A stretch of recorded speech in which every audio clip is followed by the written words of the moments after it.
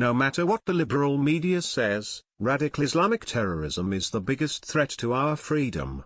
Yet political correctness has allowed extremism to grow around the world. Thanks to bad policies, radical Muslims have entered once peaceful nations, causing chaos. Now we know that the numbers are simply staggering, in places you wouldn't expect.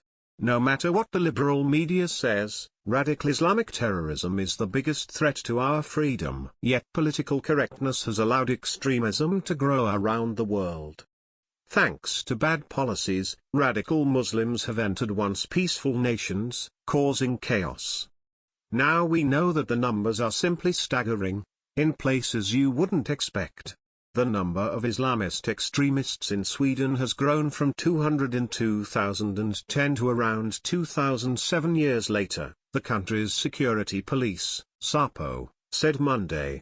Out of 3,000 violent extremists currently in the country, 2/3 are believed to have Islamist motives. SAPO chief Anders Thornberg describes the rise in extremism as an historic challenge that's become the new normal. The terror threat has gone up since 2010. This means an attack can take place in our country, and it did, Thornberg said Monday, referring to the April 7 truck attack in Stockholm. Violent Islamist extremism is the biggest threat for the time being. In recent months, we've learned about this shocking problem in Sweden. President Trump mentioned it at rally. The liberal media mocked him, only to be disproven a few short days later, when terrorists rioted in a Swedish city. Now we know that there are 2,000 radical Muslim extremists in the country. That is enough to form a small army. Numbers like that can overwhelm a city and police force.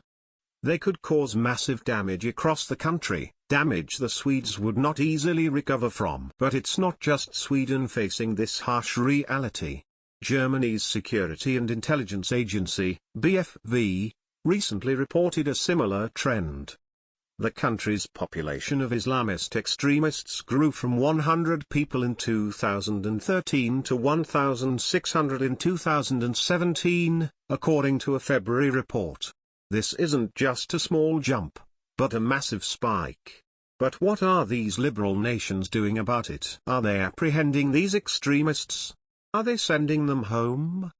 Of course not.